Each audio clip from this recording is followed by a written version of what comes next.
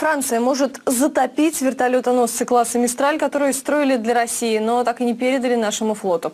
Об этом пишет газета «Фигаро» со ссылкой на анонимные источники в военном ведомстве Франции.